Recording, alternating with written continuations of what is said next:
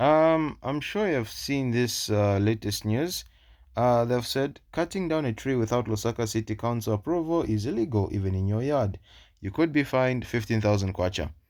For me personally, this doesn't make sense because you would say, yes, we want to keep the environment clean. We want to promote green. I just don't want to say any buzzwords. You just want to promote like having a clean environment, having trees all over, providing shelter for birds, providing shelter for humans. And also, the more trees you have, the more likely it is that you try to avoid the impact of climate change because trees do help you. But let's just be realistic. There are certain roads in Zambia that have been destroyed by, not destroyed but altered by trees. What I mean by that is the roots underground make a lot of unnecessary bumps in the road.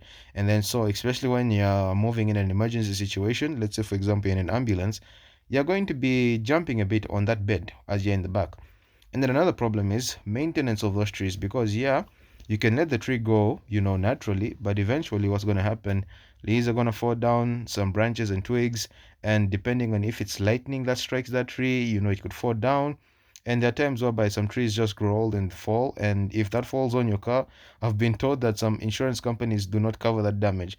And for me personally, I think it's the fact that you have to go and get a paper to use your own manual labor to remove a tree that may or may not be in your own yard.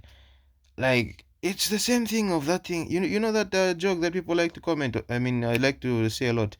If they find weed in your backyard, it's yours. If they find gold, it belongs to the government.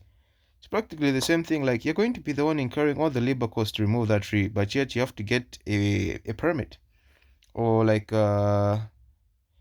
approval. It doesn't make sense. It's your yard. Everything there belongs to you. And sometimes, yeah, some trees can be a bit more disruptive because it can attract certain cats like to be in trees, birds, even bees. Just imagine you have a tree in your backyard, bees falls down, problems. It's a good initiative that they want people to avoid cutting down trees unnecessarily, but the fact that you could be fined for that, and even if it's in your backyard, is the part I don't agree with. Otherwise, you can comment, bring up your thoughts, but I'm surprised why there are so many taxes. There was one on betting, they put another one on, they want to put one for social media, and now there's fines for cutting trees in your own backyard. Just weird how all of this is coming up. Otherwise, like I've said, share your thoughts. Peace.